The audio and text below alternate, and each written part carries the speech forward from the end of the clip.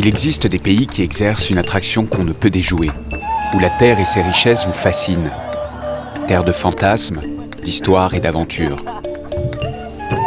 On connaît trop bien l'Éthiopie pour les malheurs qui l'ont frappée. Mais on oublie que c'est avant tout une terre d'échange, de commerce et de trafic. Je suis venu en Éthiopie pour succomber à une fascination et remonter la piste du Grand Rift. Je veux découvrir cette terre promise et observer les mutations qui la secouent.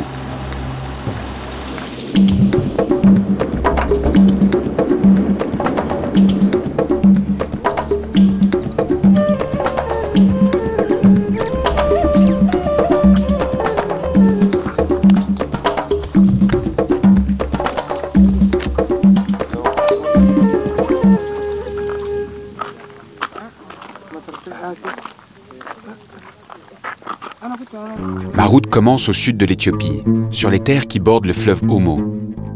Je rejoindrai ensuite la capitale, Addis Abeba, pour gagner Harar et enfin m'aventurer dans les terres du Somaliland, État sécessionniste et démocratique de la Somalie que la communauté internationale refuse de reconnaître.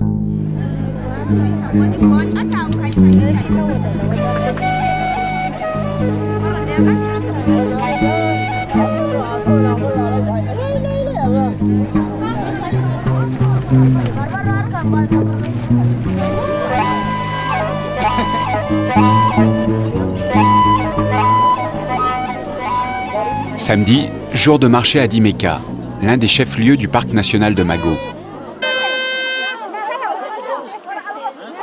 Je suis projeté dans un monde retenu dans le temps, fasciné par ses parures et ses corps d'un autre âge. Les terres qui s'étendent du lac Stéphanie jusqu'au Soudan sont le berceau de la Fédération des peuples du Sud. Tout un archipel d'ethnies posé dans une petite vallée, en marge du développement.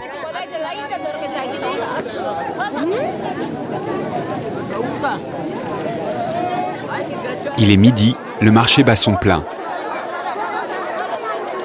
Certains ont parcouru plus de 35 km pour rejoindre Dimeka. Je suis sur le territoire des Hameurs, des Béna et des Béchada. Walfot est Hameur, il est venu vendre son miel.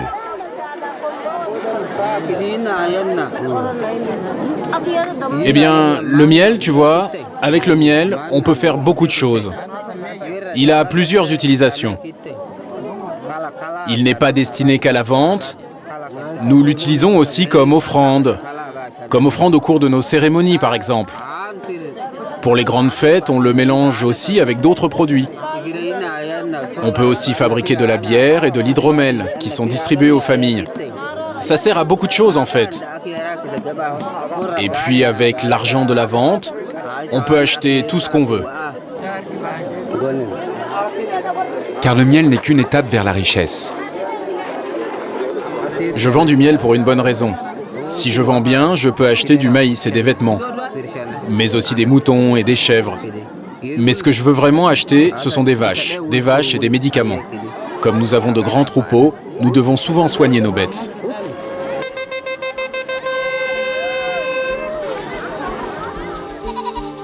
La vraie richesse dans la vallée de l'Omo, ce sont les têtes de bétail. Elles définissent le statut social de leurs propriétaires et deviennent le dernier recours nutritif pendant les grandes sécheresses. Le bétail est le bien le plus précieux. Il est farouchement gardé contre les rapines des clans voisins. Les relations entre ces ethnies sont tendues et les règlements de compte se font à la Kalachnikov. Aujourd'hui, la région vit une relative accalmie.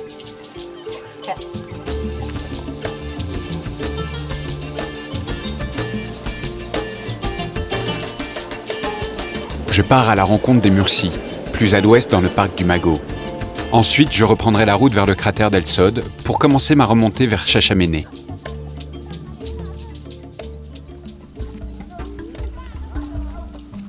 Les premiers témoignages sur les peuples de la vallée de l'Omo datent de la fin du XXe siècle.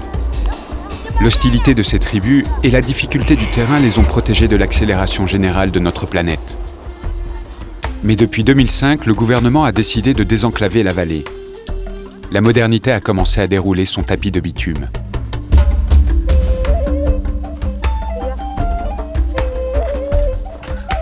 Ces nouveaux axes de communication exposent les tribus à l'appétit d'émerveillement, et les touristes en quête d'exotisme ne cessent d'affluer. Pour aller à la rencontre des Mursis, je suis accompagné de mon guide Asafa et d'une escorte que l'on m'a imposée.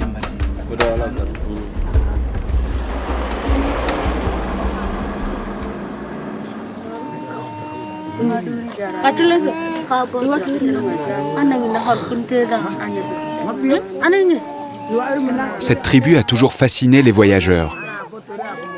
Certains anthropologues pensent que la pratique du débé, ce plateau de terre cuite placé dans la lèvre inférieure, s'est répandu pour échapper aux razzias des esclavagistes. Moi, je découvre aujourd'hui sa nouvelle fonction.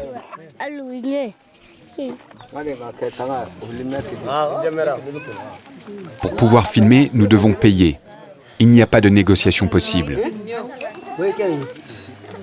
Les peuples de l'Omo ont bien compris la fascination qu'exerce leur parure sur les étrangers.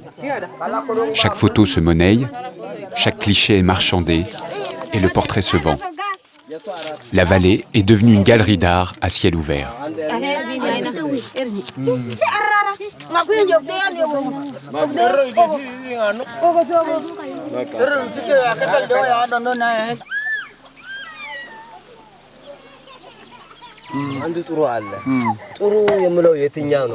Il y a très longtemps, quand nous vivions près de la rivière Omo, les touristes venaient et nous avions peur. Tout le monde s'enfuyait. Il y a à peu près 4 ans, quand nous nous sommes installés ici, des touristes sont arrivés et nous ont donné 30 bières pour visiter le village. Une autre fois, c'était 50 bières. Comme ça, on a pu acheter du charbon de bois. Et puis après, ils sont venus en caravane de voiture. Et là, on leur a demandé 100 bières. Et puis après, 200 bières. Mais maintenant, ce qu'on exige, c'est que chaque personne se fasse payer. C'est ça la nouvelle règle. Mais tu sais, pour nous, un bon étranger, c'est surtout un étranger qui sort de l'argent, qui donne des pièces aux chefs pour qu'ils achètent des voitures, et avec le reste de l'argent, nous buvons de l'arak et du café. Avec l'argent que nous obtenons, nous pourrons acheter une voiture et venir en aide aux anciens et aux villageois. Une voiture est indispensable quand il y a la famine ou un malade. Et puis nous pourrions aussi aller plus vite au marché pour acheter de la nourriture.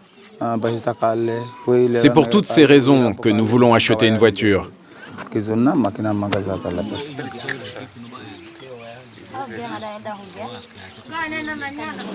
Asafa, mon guide, m'indique qu'il y a encore 2 autres villages à quelques kilomètres.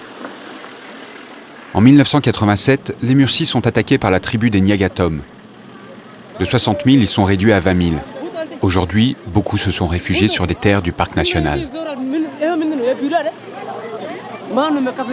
You've been coming here for how long? So many times I have come here.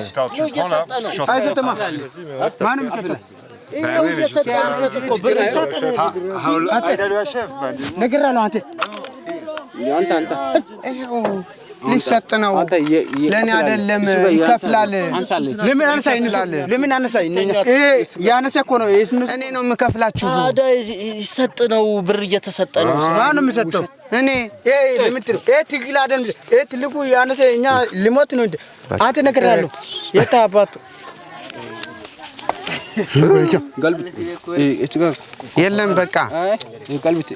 Tu as observé un changement dans le comportement des Mursis? Oh oui, j'ai vraiment vu un grand changement dans leur attitude à l'égard des touristes. Parce que tu vois, chaque fois que je viens ici avec des clients, ils peuvent vraiment devenir agressifs.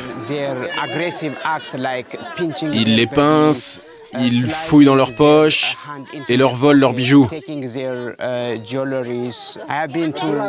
Je suis allé dans beaucoup de villages dans la vallée de l'Omo. Ils peuvent vraiment être accueillants, mais pas chez les Mursis. Je quitte la vallée troublée. J'ai pu mesurer les effets pervers du tourisme, mais j'ai constaté aussi que la population en profitait. Et moi, je me sens coupable d'avoir participé à ce trafic. Sur le chemin, un jeune garçon me propose une réplique en bois de Kalachnikov. Des armes, de l'argent, des voyageurs avides de rencontres sensationnelles. Un cocktail qui me laisse songeur sur l'avenir de la région. Quel visage aura la vallée d'ici une dizaine d'années?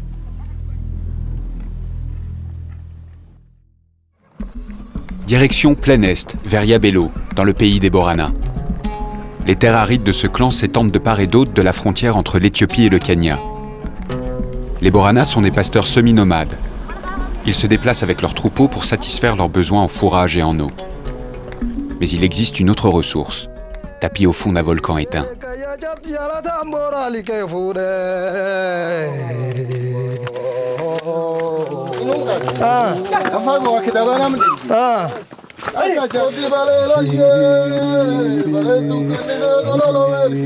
Je descends avec les villageois d'El Sod au fond du cratère.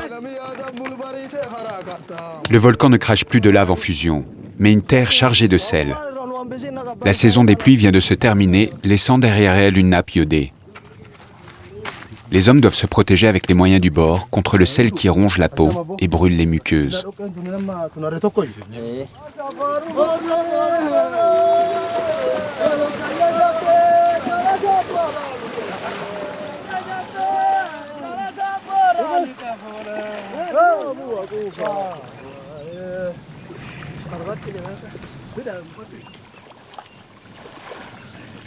Le sel est toujours une denrée précieuse. C'est un aliment indispensable pour l'homme et les animaux. Il a toujours fait l'objet d'un intense commerce et a suscité la convoitise.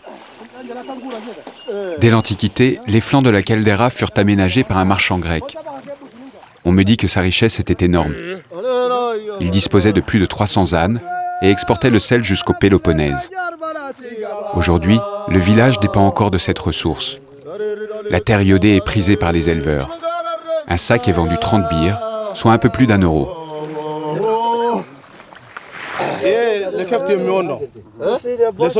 Tu vois cette terre? C'est pour les vaches, ce n'est pas pour les humains. Si on les nourrit avec ça, elles grossissent et donnent beaucoup de lait. Et la viande est bien plus savoureuse. Cette terre est très demandée. Elle permet de lutter contre les maladies bovines. En ce moment, on fait de bonnes affaires, mais à l'heure actuelle, c'est très dur. Comme il pleut, l'eau est montée et ça rend le travail plus difficile. Le fond peut être à 12 mètres et c'est très dur de travailler.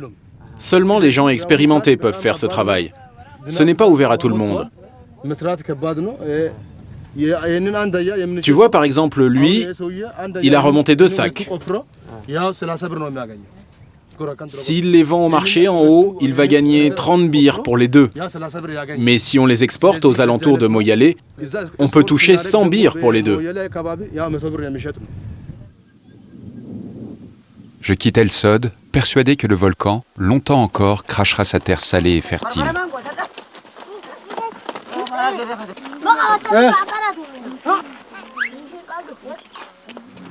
Ma route se poursuit vers le nord. Il reste 300 km pour rejoindre Addis Abeba, la capitale. Le terrain s'élève, je suis à plus de 1000 mètres d'altitude, il fait frais et j'ai envie de faire une pause.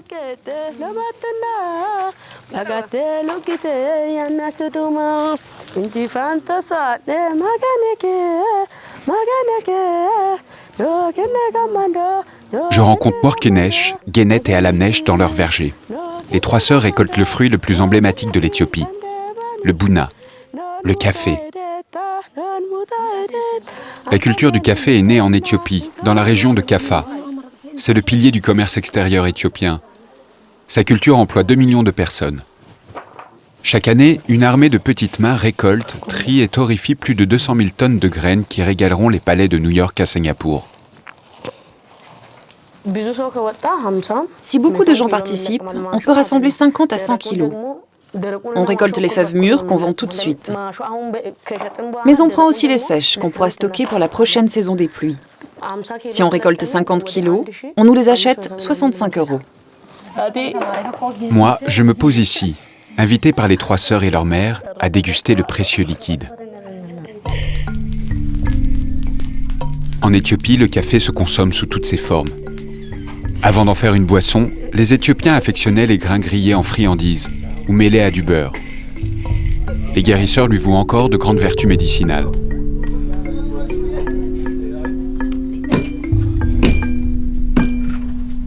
Jusqu'en 1850, l'Église éthiopienne interdisait sa consommation.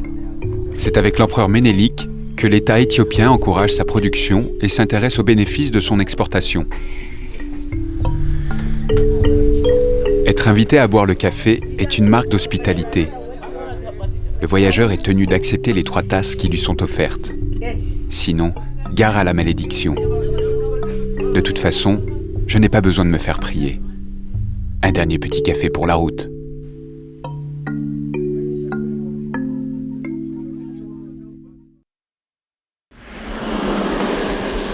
Mais pour moi, les étapes sont toujours de courte durée.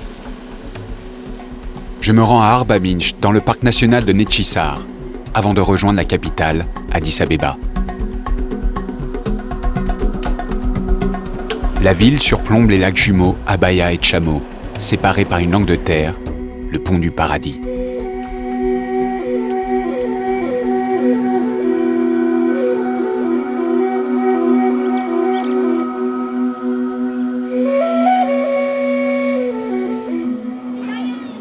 J'ai l'impression d'avoir refranchi le pont de la modernité. Cette petite ville de province m'apparaît comme une grande capitale. Les shops, musique, billard, et enfin un Bounabet, une maison du café. Ce sont des institutions en Éthiopie. On vient s'y restaurer au son des derniers tubes de la capitale. Certains proposent même des chambres pour les voyageurs éreintés. Je suis venu déguster la spécialité de la maison. C'est un poisson qui a fait fureur sur les écrans de cinéma, la perche du Nil. Mais ici, il n'y a pas de cauchemar de Darwin. Ce n'est pas l'introduction du poisson qui pose problème, mais bien sa cuisson. Le parc de Netchisar est menacé de déforestation. Un problème qui s'étend à toute l'Éthiopie, qui a perdu près de 98% de sa forêt originelle.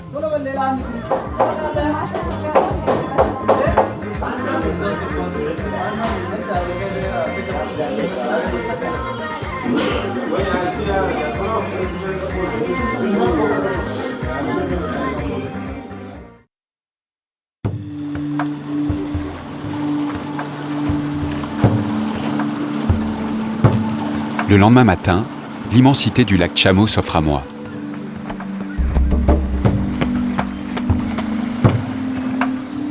Rêve d'enfant qui se réalise, souvenir de lecture qui remonte à la surface.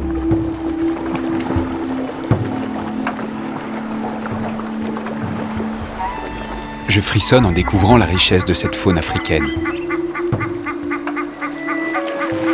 L'Éthiopie est une véritable arche de Noé. Elle abrite sur ses terres plus de 40 espèces endémiques. Aujourd'hui, le gouvernement tente de préserver ces écosystèmes. Il joue la carte de l'écotourisme et annonce de grandes campagnes de lutte contre le braconnage des espèces protégées, comme le crocodile du Nil ou l'éléphant. Pour les hommes qui vivent sur ces rivages, le lac est avant tout un moyen de subsistance.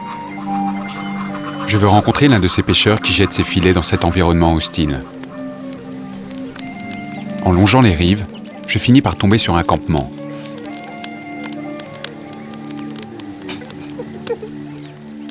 Tatek et ses compagnons ont l'autorisation de pêcher sur le lac. À 33 ans, il rêve de reprendre les études et de trouver un travail qui lui permettrait de sortir du marigot. Mais pour l'instant, il commence sa semaine de travail. En bref, si j'arrive le lundi, je repars le samedi.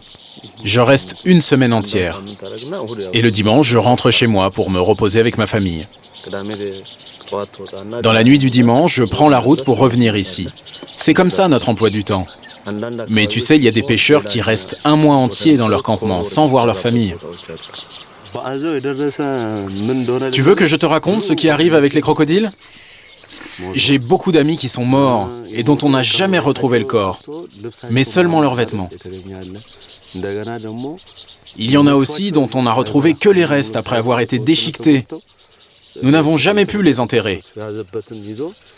Ils disparaissent dans le lac. Il y a aussi les hippopotames qui nous attaquent. Il n'y a pas longtemps, 2 de mes amis sont morts. Et puis nous devons faire très attention au vent. Lorsqu'il se lève, il peut retourner notre embarcation et même la disloquer. Mais celui que nous craignons le plus, c'est le crocodile. Il a mangé beaucoup de gens.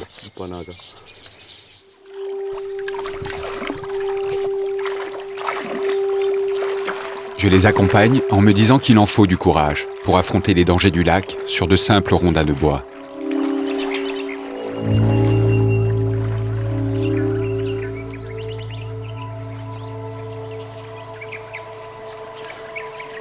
J'admire ces hommes qui chaque jour, au risque de leur vie, poussent leur embarcation pour aller ramasser leurs filets. Les meilleurs jours, ils peuvent gagner 20 €. Mais les pêches miraculeuses se font de plus en plus rares. Tatek m'explique qu'il y a trop de pêcheurs et que la demande sans cesse croissante épuise les ressources du lac.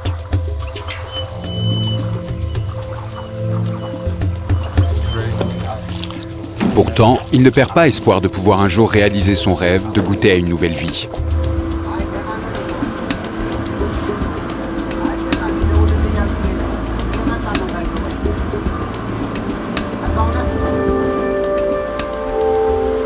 Je n'ai pas pu résister à l'envie d'aller voir l'Omo. On dit qu'en suivant un fleuve, on parvient toujours à la mer. L'Omo, lui, ne se gaspille pas dans le vaste océan. Il prend sa source sur le plateau du Choa. Et j'imagine son chemin tortueux jusqu'au lac Turkana au Kenya. Mais je ne peux pas me laisser aller à la contemplation. La route est une maîtresse insatiable qui vous rappelle toujours à l'ordre. Je reprends mon chemin vers le nord, serpentant dans les plissures de la vallée du Grand Rift. Quand je vois la richesse des terres éthiopiennes, je me demande comment le pays a pu être frappé de tant de famines successives. Bien sûr, il y a les catastrophes naturelles. Mais bien plus graves ont été les mauvaises politiques agricoles et budgétaires qui ont empêché le développement de ce secteur. Mais depuis quelques années, le gouvernement éthiopien a changé de stratégie. Il loue de vastes parcelles de terre à des investisseurs étrangers. Je m'approche du lac Ziway. Le décor change. Je longe les structures d'une entreprise agricole moderne et je ne résiste pas à la tentation d'aller y jeter un coup d'œil.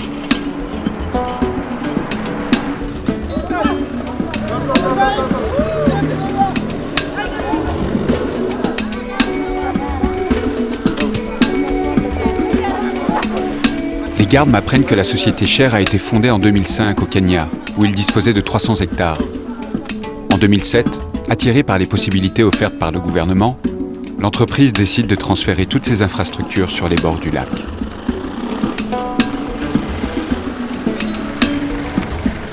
C'est accompagné d'Elina Moulat, chargée en communication, que je vais pouvoir découvrir ce qui est cultivé sous les grandes serres.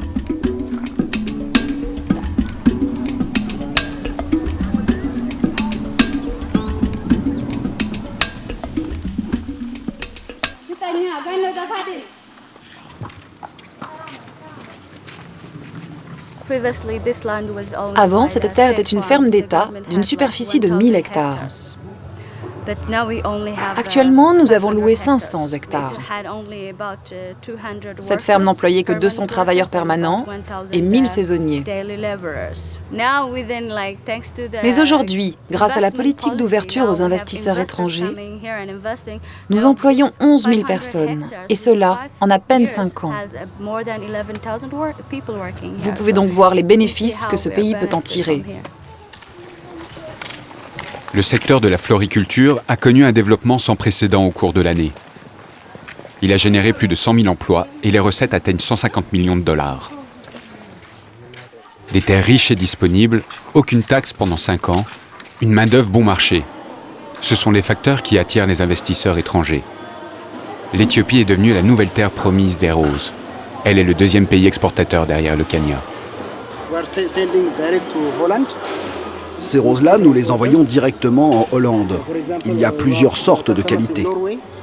Mais nous avons aussi des clients en Norvège pour cette variété. Nous en avons également en Russie, en Suède et bien sûr dans d'autres pays du monde. Cette variété de rose est très demandée. J'espère que cette entreprise continuera d'investir les moyens nécessaires à la préservation du lac Ziway et ainsi de pouvoir continuer d'apprécier les bonnes notes des roses éthiopiennes.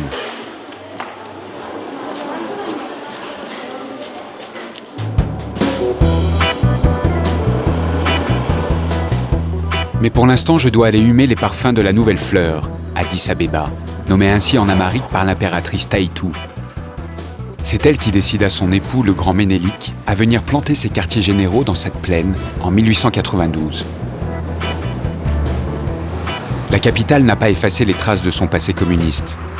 Après la chute de l'Empire en 1974, le pays est maintenu sous le joug du général Mengistu, le Négus rouge. militaire opportuniste allié à l'Union soviétique. Aujourd'hui, la guerre froide est bien loin. La ville veut faire peau neuve. Le gouvernement doit rattraper le temps perdu et les capitaux étrangers commencent à affluer.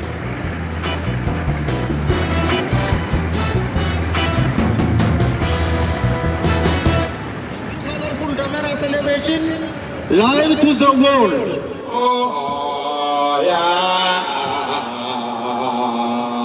Sur la grande place de la ville se prépare une cérémonie religieuse, la célébration de Mescal. Toutes les congrégations de la ville se dirigent vers la place.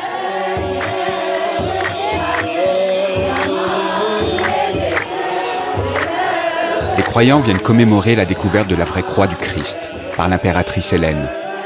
Cet événement marque aussi la fin de la longue saison des pluies et le retour du printemps.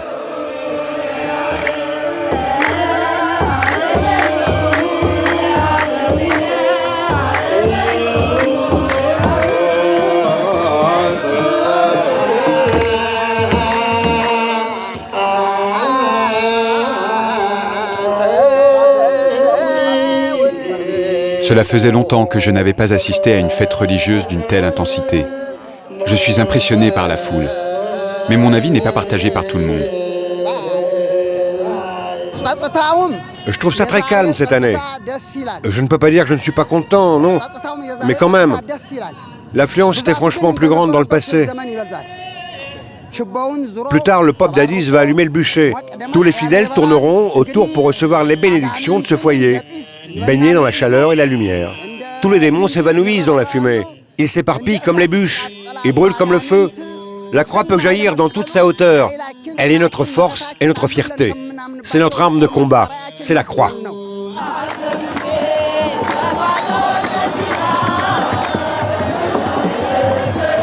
La légende raconte que Sainte Hélène se rendit à Jérusalem pour retrouver la croix. On lui recommanda d'allumer de l'encens, dont la fumée lui indiquerait l'emplacement de la relique. Et le miracle se produisit. La croix fut retrouvée et partagée entre toutes les églises, dont celle d'Éthiopie.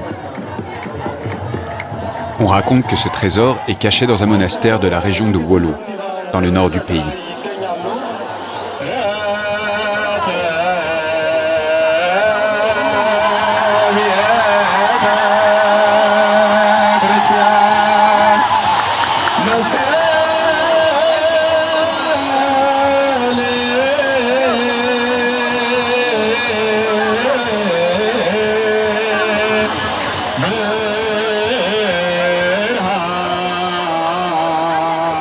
Je suis fasciné par cette ferveur.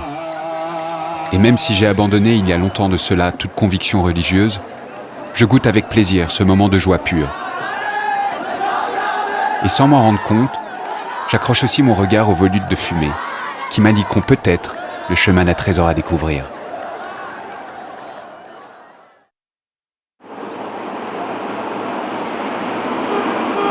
Le lendemain matin, je retourne sur la place de Mescal. Dès 7 heures, le lieu vibre au son d'une autre religion. L'Éthiopie, c'est la Mecque de la course de fond. Elle a enfanté les plus grands champions et marqué l'histoire des Jeux Olympiques. À Rome, en 1960, Abebe Bilka remporte le marathon pieds nus et passe à son cou la première médaille d'or d'un pays africain. Depuis, les coureurs éthiopiens ont enchaîné les records du monde.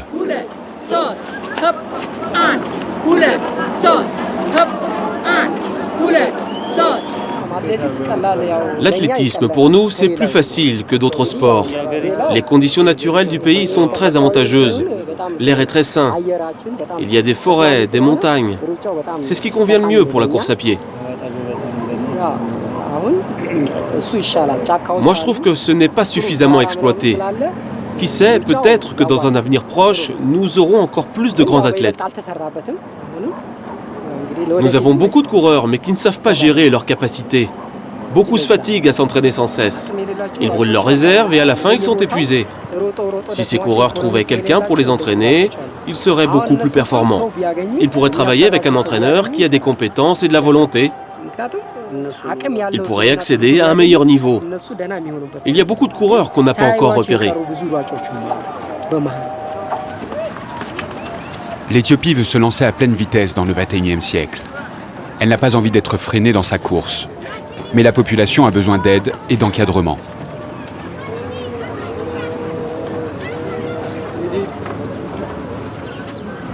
Dans les rues d'Addis, je découvre le drame le plus terrifiant qui puisse frapper une société. Une armée d'orphelins sillonne la ville en espérant trouver de quoi se nourrir pour la journée. Il serait plus de 5 millions.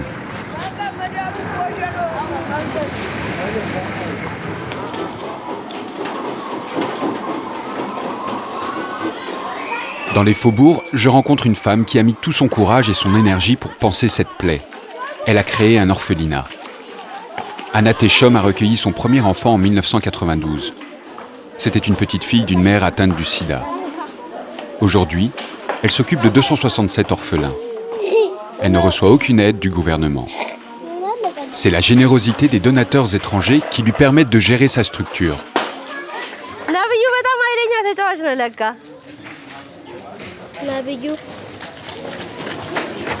90% des enfants sont des orphelins dus au sida. Certains sont des enfants des rues et la plupart sortent des prisons juvéniles.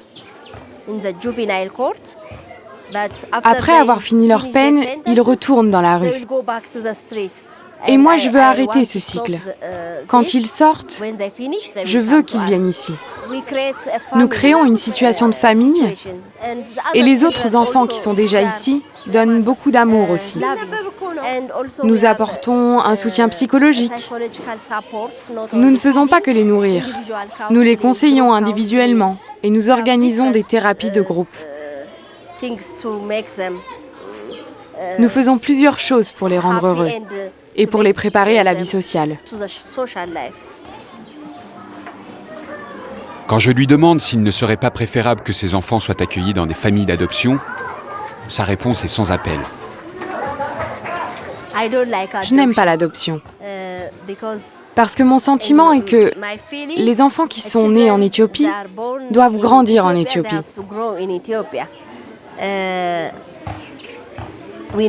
Nous savons que nous sommes pauvres, mais ils doivent être élevés en Éthiopie. Ainsi, ils n'oublieront pas leur pays, ils n'oublieront pas leur identité. Et s'ils grandissent ici, c'est mieux. Certaines personnes veulent aider ces enfants, mais au lieu de les emmener dans d'autres pays, moi je préfère les aider ici. Je n'aime pas l'adoption. Véritable choix cornélien, qui ne peut être résolu que par des convictions intimes et personnelles. Ce qui est sûr, c'est que ce mal ne pourra être endigué que lorsque le gouvernement éthiopien s'attaquera efficacement au problème du sida.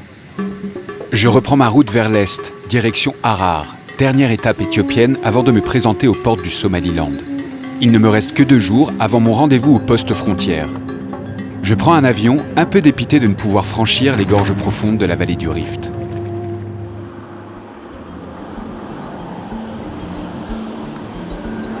Cité irréductible, fière de son histoire, Harar est aussi un carrefour commercial qui a attiré les plus grands explorateurs et contrebandiers, comme Burton et Henri de Montfred. La ville a conservé la haute muraille qui l'entoure. Elle protégeait la cité des attaques des empereurs coptes et des peuplades avoisinantes. Au crépuscule, les gardes fermaient les 5 portes de la ville, percées à des endroits stratégiques permettant ainsi de contrôler le flux des commerçants.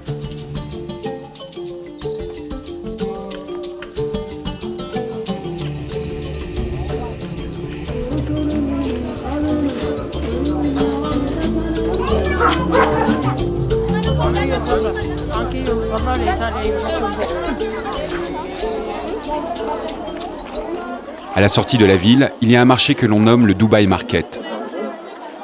J'imagine un énorme duty-free aux étals luxueuses. Mais rien de tout cela. Le Dubai Market est un marché classique africain. Ce que je trouve toujours fascinant est l'art de la récupération. Rien ne se jette, tout se recycle. En matière de décroissance, les Africains ont beaucoup de choses à nous apprendre.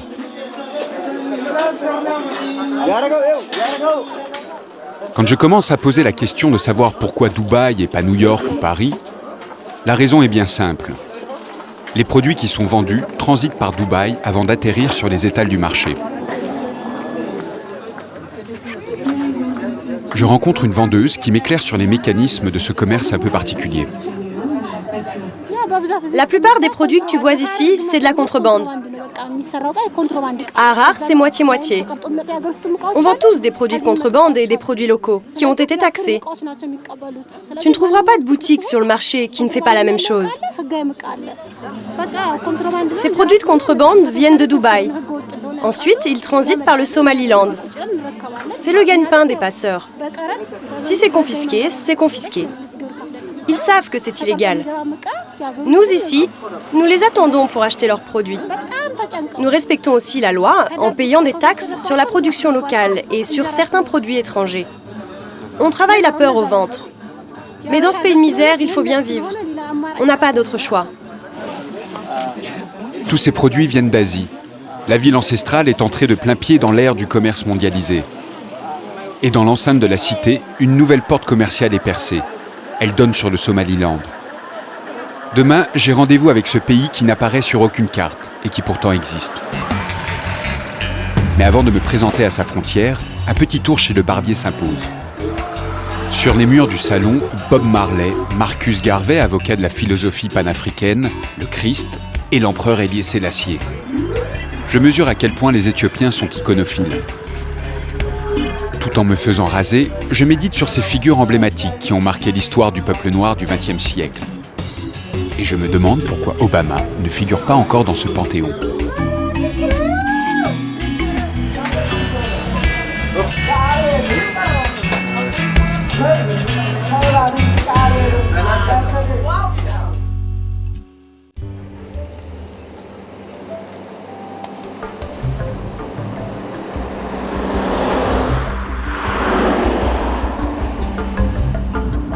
Je redescends des hauteurs de Harar à travers le désert de l'Ogaden. J'avale les kilomètres, impatient d'arriver enfin à Togo-Tchalé, le poste frontière du Somaliland. Je quitte les paisibles terres d'Éthiopie pour aller découvrir une nation en devenir.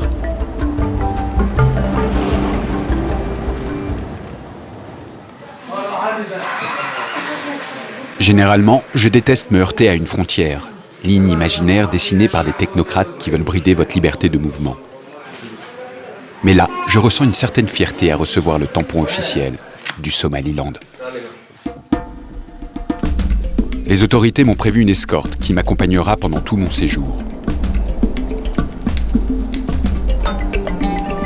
L'autre Somalie, celle des milices Shebab et du chaos absolu, est à plusieurs centaines de kilomètres. Le kidnapping est un levier idéal pour déstabiliser un pays.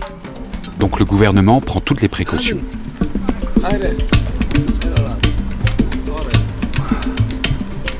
Sur la route, pas moins de 7 barrages militaires. Le pays est effectivement sur ses gardes. Mais avec mon escorte Ismaël, je passe sans difficulté.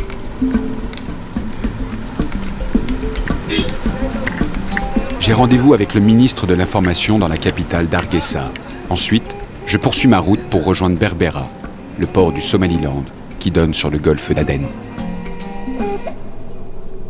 Hargeisa. Sous la chaleur de midi, la ville semble encore brûler de l'attaque qu'elle a vécue en 1988.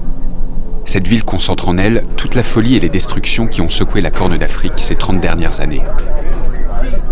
À la fin des années 80, le dictateur Siad Barre, qui gouverne l'ensemble de la Somalie, est en position de faiblesse. Il doit faire face à un mouvement indépendantiste, armé et financé par les élites de Hargeisa. Le Somaliland ne veut plus vivre aux côtés de ses frères du Sud. Il veut son indépendance. Mais un dictateur ne supporte pas la contradiction. Le 18 mai 1988, il ordonne à son aviation de raser la ville. 50 000 civils sont massacrés, 500 000 fuient vers l'Éthiopie. Depuis 20 ans, la Somalie du Sud a sombré dans le chaos. Le Somaliland, lui, fortifie patiemment son autonomie et sa démocratie. Mais il reste tout de même un problème majeur. La communauté internationale refuse de reconnaître ce nouvel État.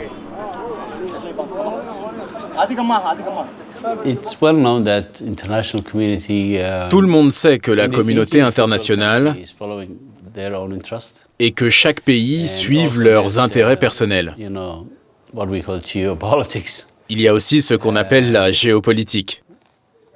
Et donc, on peut dire qu'en Afrique, il y a toujours eu plusieurs situations de conflit dues aux frontières, et que l'Union des États africains a toujours eu des difficultés à résoudre ce genre de problème.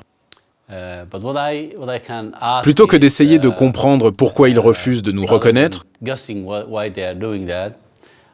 je préfère leur demander de regarder ce que nous avons accompli. Ils doivent analyser la légalité de notre cas. Ils doivent regarder la réalité du terrain et reconnaître notre stabilité et notre indépendance. Et la démocratie que nous avons réussi à construire. Et les élections que nous avons menées, ce qui a été rarement atteint en Afrique.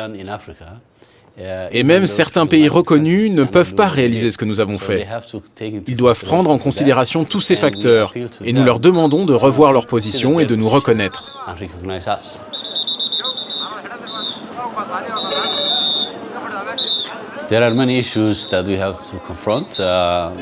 Nous devons faire face à de nombreux problèmes d'ordre économique et social. Le chômage des jeunes atteint près de 65%.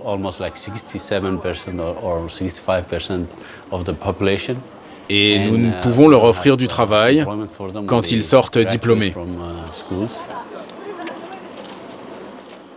J'imagine que cela doit être dur d'avoir 20 ans au Somaliland. Je me rends à l'université pour assister à un cours d'économie en anglais. Ils sont plus de 5000 filles et garçons à s'accrocher à leur banc de classe, le visage concentré, confiant en leur avenir.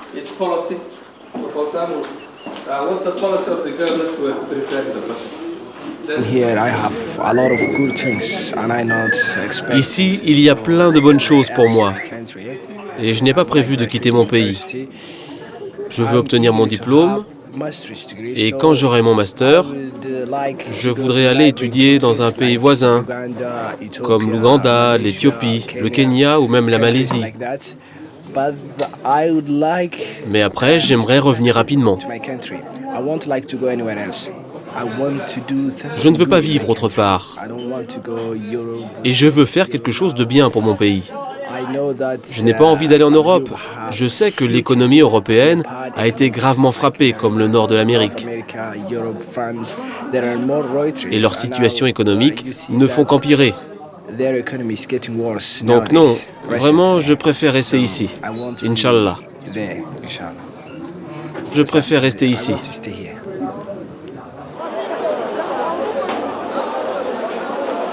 Rester pour construire est pour moi un véritable acte de courage. Je me demande combien de temps cette belle volonté peut perdurer. Et si les Somalilanders, à force de voir cette communauté internationale jouer la politique de l'autruche, ne finiront pas par perdre confiance. Mais pour l'instant, l'espoir perdure, les affaires continuent. Conséquence directe de ce délaissement diplomatique, le shilling du Somaliland ne vaut rien. La Banque centrale tente désespérément de stabiliser son cours.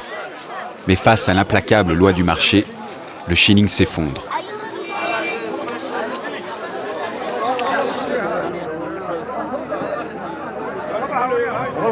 Si tu veux changer $100, tu reçois ce paquet de 50 000 shillings. Ouais, ce gros paquet. Comme tu peux te rendre compte, notre monnaie n'est pas très forte sur le cours de la bourse internationale. Mais en tout cas, la paix et la sécurité qui règnent dans le pays nous permettent d'étaler notre argent devant nous en toute confiance, sans craindre une attaque. Les monnaies internationales sont précieusement gardées, mais les monticules de shillings sont laissés en toute confiance dans de petits coffres sur le marché. Finalement, il n'y a qu'un danger qui menace les courtiers, la tendinite du pouce.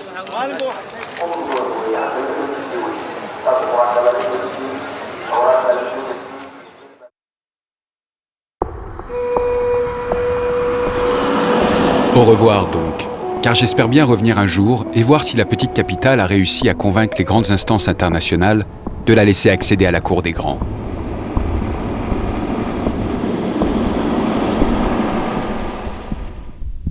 Je franchis l'entrée du seul musée du pays. Il est à ciel ouvert.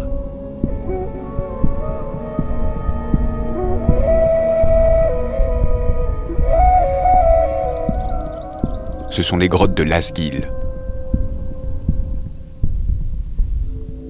Le site a été redécouvert en 2002 par des archéologues français. Lasgil signifie « le puits des chameaux ». Il était un refuge pour les pasteurs. Plus de 5000 ans me séparent de ces hommes, accroupis, le bras tendu pour dessiner leur bien le plus précieux. Des vaches ornementées de parures, le pis gonflé du lait de la prospérité. Les peintures, préservées par des conditions climatiques favorables, ont conservé leur éclat des premiers jours. J'ai même l'impression de sentir l'odeur des pigments néolithiques.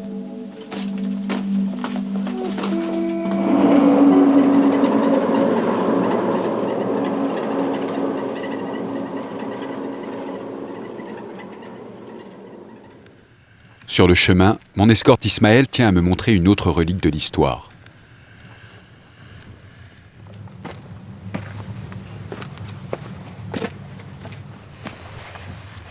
Le sable chaud n'a pas encore englouti le passé douloureux de la lutte fratricide entre Mogadiscio et le Somaliland. Je sais qu'Ismaël a participé à ces combats et qu'il jouit d'ailleurs d'une certaine renommée pour ses faits d'armes. Je me suis fait connaître au cours des combats que j'ai menés au sein de l'unité 99, qui se battait souvent près des côtes. J'ai aussi participé aux combats qui se déroulaient dans cette région. Mais ma renommée, je l'ai acquise en infiltrant les troupes des forces gouvernementales de Mogadiscio. Je faisais du renseignement. Et que pense-t-il des milices islamiques Chebab qui font régner la terreur dans le reste de la Somalie? Les Chebab sont une plaie, ils ont tort. Il faut les éliminer, sinon ils risquent de se propager dans toute la Corne d'Afrique. Pas de reconnaissance internationale et des fous de Dieu qui souhaitent leur naufrage. Le Somaliland n'est vraiment pas aidé.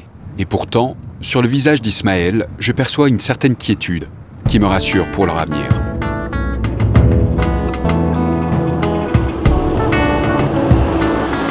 L'adage dit qu'au bout d'une route, il y a toujours de l'espoir. Et pour le Somaliland, c'est le port de Berbera, tourné vers le golfe stratégique d'Aden.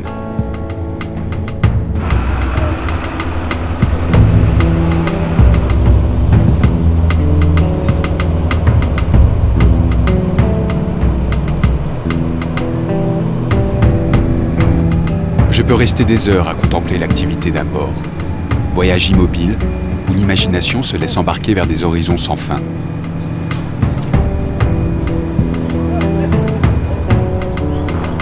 Berbera résonne aussi d'une autre histoire, celle de la guerre froide. Le premier tronçon des docks est construit par les Soviétiques en 1968. Les Américains viennent compléter la jetée en 1984. Mais cette fois, le grand vainqueur est du côté russe.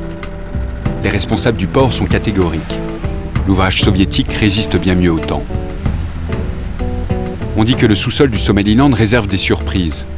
Malheureusement, sans aide extérieure, le pétrole et le gaz ne jailliront pas de sitôt. En attendant, le pays ne dispose que d'une seule ressource pour survivre.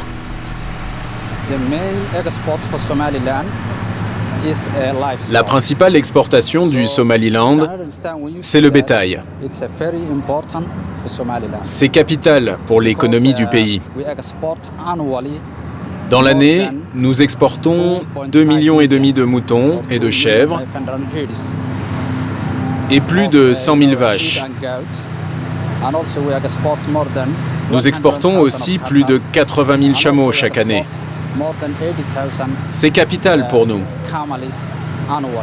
Les chameaux sont exportés vers l'Égypte et l'Arabie Saoudite. Les chèvres et les moutons, nous les expédions vers l'Arabie Saoudite et le Yémen. Les bovins, c'est vers les Émirats et le Yémen. Mais le port n'exporte pas que des grappes de rumsteak vers la péninsule arabique. Plus loin, je constate que le Somaliland n'est pas revanchard à l'égard de ses frères du Sud. Le gouvernement permet aux grandes institutions d'aide internationale d'utiliser ces docks. Ce soir, on charge du maïs, donné par l'Espagne. Destination Mogadiscio.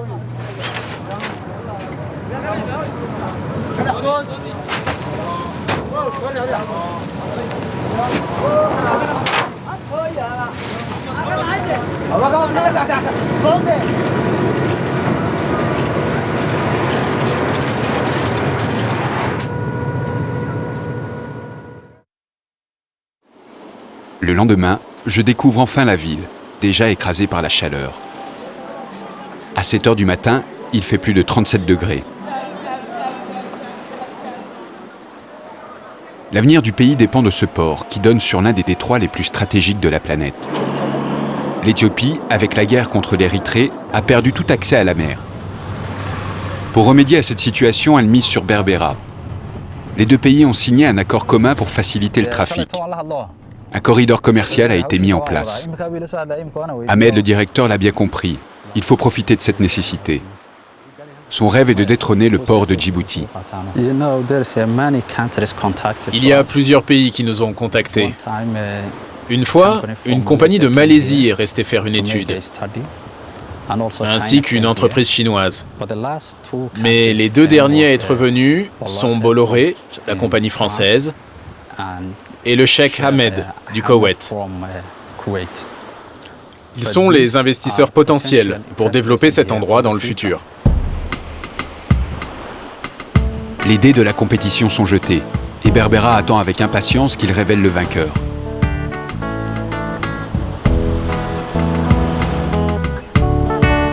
Ici s'achève mon voyage, sur les grèves du golfe d'Aden. L'esprit encore bourdonnant des échos de cette corne d'Afrique marquée par les tourbillons de l'histoire. Mais j'ai pu aussi mesurer à quel point elle fait preuve d'appétit et de vitalité pour pénétrer dans l'arène du XXIe siècle. La belle Afrique assoupie sur le flanc de la mer semble à présent décidée à se réveiller pour participer au festin des grandes nations.